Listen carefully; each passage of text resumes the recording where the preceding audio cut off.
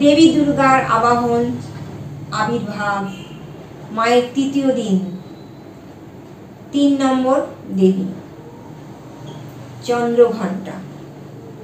দেবী চন্দ্রঘণ্টা হলেন শান্তি ও সাহসের দেবী। তার মস্তকে উপরে একটি অর্ধচন্দ্র থাকে, যা তার রূপের বৈশিষ্ট্য। চন্দ্রঘণ্টা দেবী দশভুজা এবং সিংহের উপর আরোহণ করেন। তার রূপটি সম্পূর্ণরূপে যুদ্ধের প্রস্তুতির প্রতীক। তবে তিনি শান্তির প্রতিষ্ঠাতাও। তিনি ভক্তদের সমস্ত প্রকার অশুভ শক্তি এবং বিপদের হাত থেকে রক্ষা করেন এবং তাদের মধ্যে সাহসের জন্য সাহস দেন তাদের। চন্দ্রঘণ্টা পূজা করলে সমস্ত প্রকার বাধা দূর হয় এবং জীবনে শান্তি আসে। পূজার উদ্দেশ্য বিপদ থেকে মুক্তি ও সাহস লাভ। সত্যি কথাই, আজকের প্রজন্মে আমরা যা দাঁড়িয়ে আছি, যে কোনো কাজেতেই যে কোনো মানুষ কিছু করতে গেলে ভয়টা তাকে তাড়িয়েই বেড়ায়। কিন্তু এই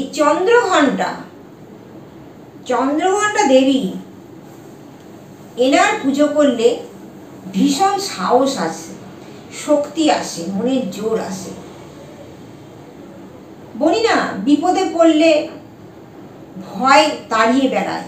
কোথায় মানুষ যাবে, কোনো বিপদে পড়েছে, এই দেখুন যেমন বৃষ্টির জলে, বন্যার জলে কি অবস্থা মানুষের, কি কষ্টদায়ক, কি বেদনাদায়ক। কিন্তু এই চন্দ্রঘণ্টা মায়ের পুজো করলে এই বিপদ থেকে কিন্তু উদ্ধার পাবেই পাবে। কারণ তিনি হলেন বিপদ থেকে বাঁচানোর রক্ষা কবচ। আমরা চামুন্ডার কবচ করি তো, মহাকালেশ্বর, মহাকাল ভৈরব, মা দুর্গার কবচ তৈরি করি, কবচমালা। মা দুর্গার 108টা নাম আমরা জানি। আমরা মা দুর্গার জপ করি, ধ্যান করি, মাকে কষ্টের মনোবাসনা সব কিছুই বলি।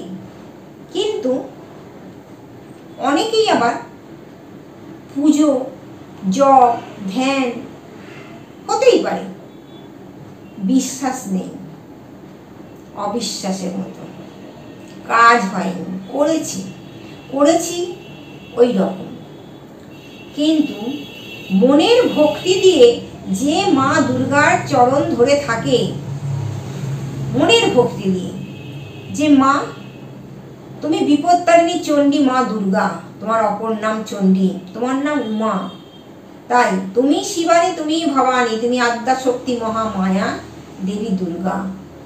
তাকে ধরলে যদি আমার বিপদ কেটে যায় বা সব কাজ থেকে আমি মুক্তি পাই, অতি অবশ্যই আমি চন্দ্রঘণ্টার পুজো করব।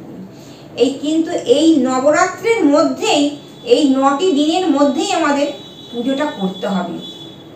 যারা ঘট বসিয়ে পুজো করেন, অতি অবশ্যই, প্রথম থেকে আমি বলে আসছি, এখনো বলছি, পরেও বলবো, যার যেমন ক্ষমতা ঘট আপনারা সকলেই পাততে পারেন। যদি না ঘট পাততে পারেন, কিভাবে পাতবেন আমাকে জিজ্ঞেস করবেন।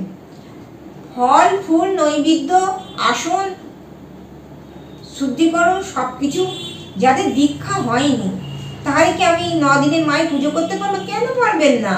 মা দুর্গার নামটা জপ করলেই তো দুর্গা পুজো হয়ে গেল। মায়ের নাম, মা দেবী দুর্গার নামটা করলেই পুজো হয়ে যাবে। তাহলে এই নবরাত্রির 9 দেবীর যে আমি নামগুলো বলছি, আপনারা ইউটিউবে, ফেসবুকে পেয়ে যাবেন।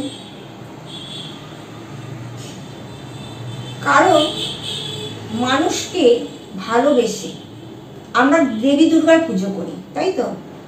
আমরা মানুষের পুজো করি। বিশেষ করে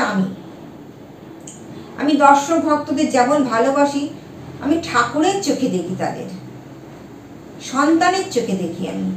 তারা কোনো কিছু বিপদে পড়লে কিন্তু আগে সুমিতা মা গুরুমাকে জানায়, কারণ তাদের বিশ্বাসের জায়গাটা আমি রাখতে পেরেছি। অত্যধিক ফোন আসে, প্রশ্নের পর প্রশ্ন, উত্তরের পর উত্তর আমি দিতেই থাকি। তখন তারা বলেন যে মা, সত্যি এত জায়গায় গেছি, এত সৎসঙ্গ করেছি, এত মঠ মিশনে গেছি, আপনার এই ধৈর্য শক্তি এত সুন্দর আপনি ব্যাখ্যা করে জ্ঞান দেন, সত্যি আমি কি পুজো না করে থাকতে পারি? কিন্তু এইখানেই বলবো, অনেকে ভগবানকে পুজো না করে ভালো রকম থাকে, ভালোই আছে, সেটা বলবো তার প্রারব্ধের ভোগ। গীতায় বলছে আগের জন্মে কিছু ভালো কাজ করছে, ভালোই আছে। কিন্তু এই ভালোটা কি সারা জীবন সে থাকতে পারবে কি, এখানে একটা জিজ্ঞাসার চিহ্ন আছে।